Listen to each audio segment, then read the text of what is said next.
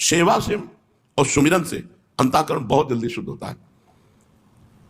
अगर सेवा सुमिरन दोनों जिसको सही ढंग से ना मिल पा रहे हो तो वृंदावन की रज लगाओ पूरे शरीर में, बहुत जल्दी शुद्ध हो जाएगा अंतःकरण। वृंदावन की रज का सेवन करो, पूरे शरीर में पाउडर की तरह लपेटो। बार बार कहते मान लो इस शरीर से प्यार मत करो, शरीर तुम नहीं हो। शरीर का वास्तविक प्यार यही होगा कि रज इसमें लगी रहे। स्नान के बाद शरीर हल्का गीला रहता है और जब रज लगाओ तो पूरे शरीर में रज लग जाती है। रोज लगाते हो, रज लगी है और शरीर छूट जाएगा तो श्री जी की प्राप्ति हो जाएगी। ये पूज्य राधा बाबा ने अपनी वाणी में लिखा कि यदि वृंदावन की रज शरीर में लगी हुई है और शरीर छूट जाए तो भगवत प्राप्ति हो जाएगी। यार नाम सुमिरन नहीं बन रहा, किसी की सेवा नहीं कर पाए तो इतना तो कि खूब रज लपेटे और गीली करके तिलक रूप में ऐसे लगा लो और सूखी पूरे शरीर में लगा लो। तो अगर संत सेवा का क्या स्वरूप है, संत सेवा को तो उसी को गुरु सेवा मान लेते हैं।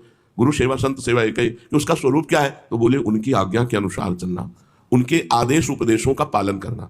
इसी से अहंकार नष्ट हो जाएगा। संतों की सेवा मतलब अहोभाग्य है जो गुरुजनों की शरीर सेवा में है।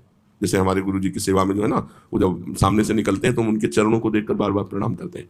शुरू से भाव रहा है कि जो गुरुजनों की सेवा में है वो हमारे लिए सर्वश्रेष्ठ है। हम उनकी बराबरी आज्ञा पालन करके भी नहीं कर सकते। देखो भाव का विषय है।